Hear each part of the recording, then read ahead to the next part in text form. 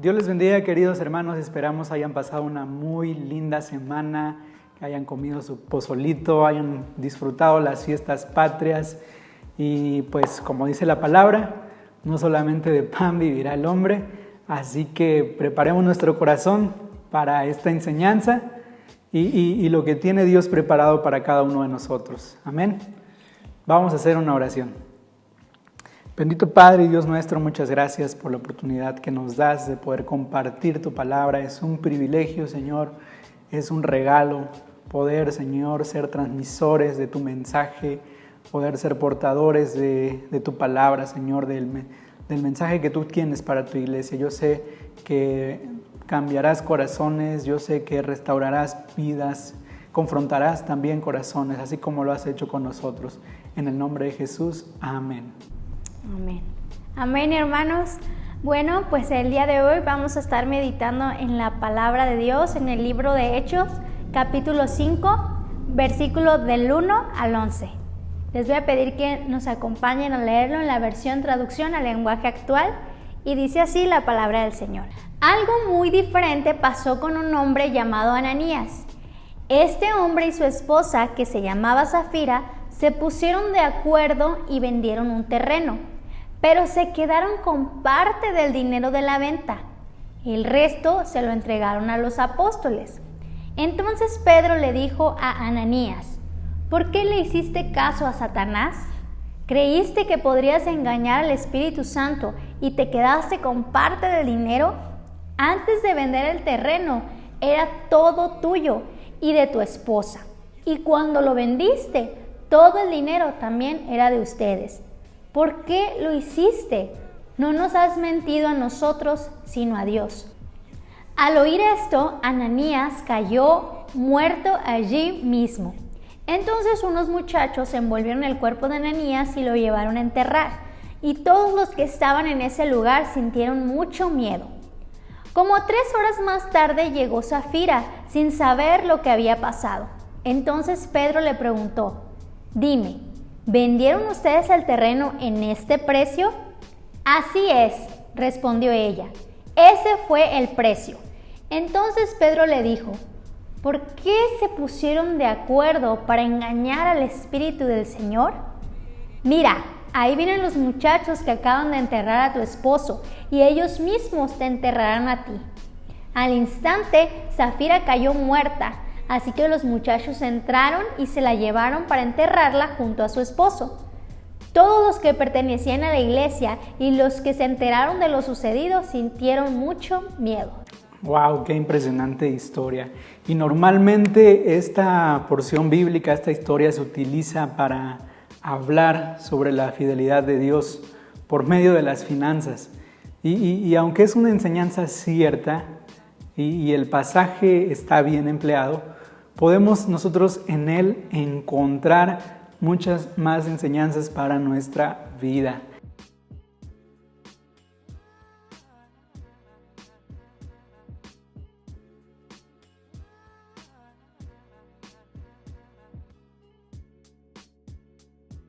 Lo primero que podemos notar es que no se habla de una esclavitud física como tal.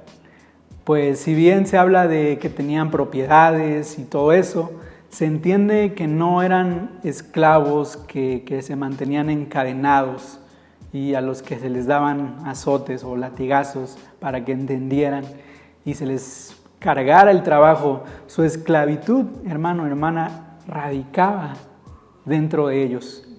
Esa esclavitud estaba en su interior, en lo profundo de su ser. Quizá por eso no se percataron que estaban esclavizados, pues no era algo físico que se notara a simple vista. Uh-huh. Sí, y exactamente, yo creo que es muy importante recalcar eso porque tenemos tan arraigada la idea de las cadenas cuando hablamos de esclavitud. Uno dice esclavitud y rápido hasta escuchamos las cadenas sonando, ¿no? Que tenemos ese pensamiento que solemos ponerle muy poca atención a lo que en verdad somos esclavos hoy en día. Pues si bien antes era muy común, es más, uno iba caminando por la calle y decía: mira, aquí viene mi esclavo, ¿no? Conmigo. Y hoy en día, pues no. Pero nosotros mismos somos esclavos de muchas cosas que no son tangibles y no solemos ponerle atención porque no podemos verla. Por ejemplo, en el caso de Ananías y Zafira, en este pasaje podemos al menos enlistar 4 cosas de las que ellos son esclavos. Posiblemente hay muchísimas más, pero el día de hoy vamos a analizar esas 4 cosas de las que Ananías y Zafira son esclavos en su interior, internamente, ¿no? Y la primera cosa que podemos notar es que son esclavos de su vanidad y de su necesidad de aprobación.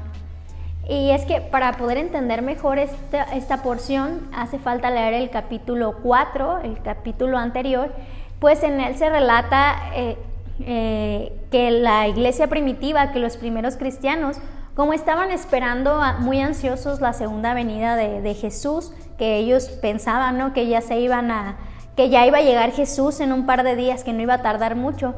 Entonces ellos comenzaron a vender sus propiedades, comenzaron a vender todo lo que tenían, pues ya no le veían caso a acumular cosas. Y al venderlas, las traían a los apóstoles, ¿no?, a los sabios en ese momento. Y ya ellos iban a decidir cómo la repartían. La repartirían equitativamente, obviamente, ¿no?, para que hubiera esa uniformidad entre los primeros cristianos. Y cabe aclarar que esto no era una obligación, el vender tus propiedades y entregarlas a los apóstoles, no era algo obligatorio, pero sí fue una práctica que cada uno de los creyentes de ese tiempo fue tomando, una práctica que daba testimonio y que daba evidencia de su fe en Cristo. De su fe en Cristo y de su amor por los hermanos, por la iglesia. Ajá, exactamente. No es como que, o sea, era un acto de amor, no era como que los apóstoles dijeran, a ver, requisito para formar parte de la iglesia de Cristo, vender sus propiedades y traerlas. No era un requisito para poder ser parte de la iglesia. Y entonces, como todo el mundo lo estaba haciendo, pues Ananías y Zafira no querían quedarse atrás. Y lo más triste es que no era para quedar bien con Dios, sino que era para quedar bien con los que estaban alrededor, y no podemos engañar a Dios, aunque aparentemente engañemos a los que están aquí, porque entonces, sabiendo que no se puede engañar a Dios, ¿con quién querían quedar bien entonces? Yo me imagino que debió haber cierta presión social de imaginar que todos estaban trayendo sus ofrendotas y todos estaban trayendo la heredad a las manos de los apóstoles. Y entonces, ¿cómo ellos, los propietarios de un gran terreno y así, como ellos iban a llegar con las manos vacías, ¿no? O sea, ¿qué iban a pensar los demás? Sí, ¿qué iban a decir los demás? Pues me pregunto yo cuántas veces, hermanos, hemos sido esclavos por ese pensamiento y basamos nuestras decisiones, válgame la redundancia, en base a ese pensamiento. Dejamos que sea ese pensamiento el que marque las pautas de nuestras decisiones. Y terminamos muy equivocados, cometiendo errores, todo por pretender ser lo que genuinamente no somos. Y Dios conoce las intenciones de nuestro corazón. Él sabe cuál es la actitud de nuestro corazón antes de que nosotros tomemos una decisión. Y bueno, aquí pues todo por quedar bien ante los ojos de los demás, o sea, para no quedar mal, y para no quedar mal con los demás, terminaron quedando mal con Dios. Y ojalá que ese hubiese sido el único mal de esta pareja, pero no solamente eran vanidosos, es decir, querían que todos los vieran, también tristemente fueron muy avariciosos. Y el segundo punto es a veces somos esclavos de la avaricia. No era para tanto la vanidad y sus ganas de aprobación, como lo era también su avaricia. Sustraer el precio de ese terreno y pensar, sí, queremos quedar bien con ellos, pero no para tanto como para darles todo el dinero, o sea, nomás para aparentar y punto. Recuerden lo que dice 1 Timoteo capítulo 6, versículo 10, porque raíz de todos los males es el amor al dinero.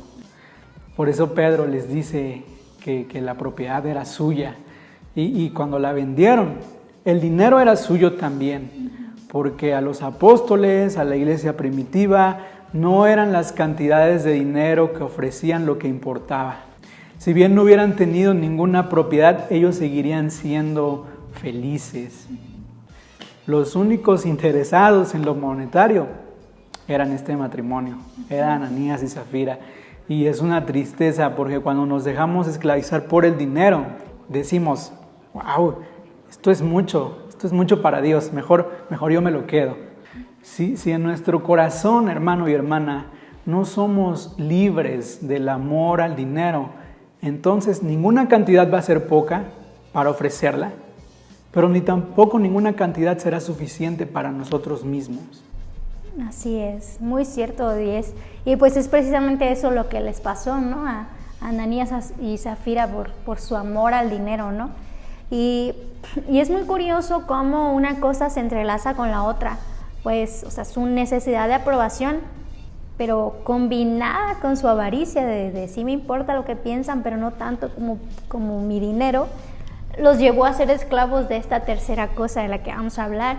Y esas son las mentiras y los engaños. Pues obviamente para poder cumplir con sus objetivos de querer tener dinero y querer tener aprobación, pues no les quedaba de otra que mentir. Es decir, que tenían que sostener una historia, tenían que inventar una historia. Dice la Biblia que se pusieron de acuerdo y ya me los imagino, ¿no? Ahí preguntándose, oye, ¿qué vamos a hacer? ¿Qué vamos a decir? ¿Cómo lo decimos? No, esto mejor no, mejor hay que decir esto. Y yo me pregunto cómo en el proceso de estar fabricando esa mentira no sentían ellos ningún arrepentimiento, si no les causaba algo ahí. Y qué miedo pues de tener el corazón tan duro y tan frío como para poder realizar esa maldad así tan deliberadamente, ¿no? Y mirar a los ojos a los hermanos, mirar a los ojos a los apóstoles y sostener una mentira y mentirles en su cara. Digo, yo a veces cuando me enojo me pongo a pensar y digo, ay, de puro coraje voy a hacer esto y voy a decir aquello y así, ¿no? Y uno se pone a pensar, pero no puede pasar mucho tiempo cuando ya se me baja y me digo a mí misma, no podemos hacer eso, ¿no? No, simplemente el Espíritu Santo redarguye mi corazón y dice, no, es inconcebible, no podemos pensar siquiera en realizar esa acción. Y entonces me pregunto, ¿qué entonces ellos no eran cristianos? Digo, ¿por qué no los redarguyó el Espíritu a ellos también? Pues sencillamente es que realmente no eran cristianos. O sea, asistían a las reuniones de ahí, pero eso no es ser cristiano. O sea, asistir a las reuniones y perdón por la expresión, pero en calidad de bulto, no garantiza un cambio, no garantiza un cristianismo genuino. O sea, para que realmente exista un cristianismo, debe existir la intención de dejar de lado esas cadenas que nos atan. Sí, pues sí, y hablando de cadenas que nos atan, me sorprende la cuarta cosa a lo que este matrimonio eran esclavos. Y es que eran esclavos el uno del otro. No sé si ellos pensaban que era amor o fidelidad conyugal, o de plano había una codependencia entre ellos. Pues vemos que en el pasaje, que cuando se enteran los apóstoles de este terrible engaño, no se confrontan a los dos al mismo tiempo. Primero aparece Ananías con ellos, es decir, está él solo, sin su esposa, pero ya tenían ellos un acuerdo. No obstante, al estar él solo, él tuvo la oportunidad de reflexionar, de ser iluminado y decir, no, yo no puedo mentir. Voy a decir la verdad, esto no es justo ni para Dios, ni para mis hermanos, ni para mí mismo. tuvo la oportunidad de cultivar nuevamente su relación con Dios. Si su esposa no quería, pues ya hubiera sido cosa de ella, pero no, incluso ella, cuando se le dio también una segunda oportunidad, dice el pasaje que cuando Zafira llegó, no sabía lo terrible que le había pasado a su esposo. Lógicamente los apóstoles sí lo sabían, pero aún así le dieron una oportunidad, aún así le preguntaron. Creo yo, con ese corazón pastoral, condescendiente, para darle una oportunidad de que se arrepintiera, de que hubiera en ella cordura y que dijera, pues la verdad, pero no, había más compromiso entre ellos, entre su relación, que con Dios. Y eso también es un peligro, eso también es ser esclavo, pues. No olvidemos nuestro orden de prioridades, Dios, el matrimonio, la familia, y al final la iglesia, el trabajo, la escuela, etc. Me recuerdan a Adán y a Eva. Y no porque eran como un matrimonio tenían que pecar juntos. Adán pudo decirle que no a Eva, pero no lo hizo. Ananías y Zafira no tenían que pecar los dos, pero eran tan esclavos el uno del otro que olvidaron sus capacidades de decidir individualmente y olvidaron también su relación personal con Dios. Y todas estas cosas de las que eran esclavos, por lo regular nos pasan desapercibidas al leer este pasaje. No sé tú, yo lo había leído muchas veces antes y pues yo creo que al igual que todos solo pensaba en las finanzas, ¿no? Y no fue, o sea, hasta ya después de leerlo muchas veces que empieza uno a notar estas características negativas que había en ellos, ¿no? Como matrimonio. Y pues así como se nos pasan del pasaje, pues más triste y peor para nosotros que nos pasan desapercibidas no es las cosas a las que nosotros somos esclavos, o más bien es que no queremos verlas, no queremos ver, porque a veces sí sabemos, pero no queremos aceptar a las cosas a las que somos esclavos. Y lo más hermoso es que le entra la acción de Dios y de Jesús a nuestras vidas y que toda cadena y todo signo de esclavitud se rompe en el nombre de Jesús. Amén. Si lo dejamos entrar a nuestras vidas. Así que hermanos, comencemos a identificar y aceptar las cosas a las que somos esclavos para poder pedirle a Dios que nos ayude con ellas, que nos ayude a romperlas. Amén, gloria a Dios. Así que la libertad se vive y se disfruta. No esperemos terminar como Ananías y como Zafira, a lo mejor no muertos literalmente, pero sí muertos espiritualmente y todos tristes y sin ánimos de venir a la iglesia y sin ánimos de querer o poder compartir algo con mi hermano. Así que pues hay que cuidarnos de no cometer el mismo error de este matrimonio, porque los esclavos no tienen finales felices. Permítete tú ser libre en Cristo. Que Dios les bendiga. Libre soy en ti.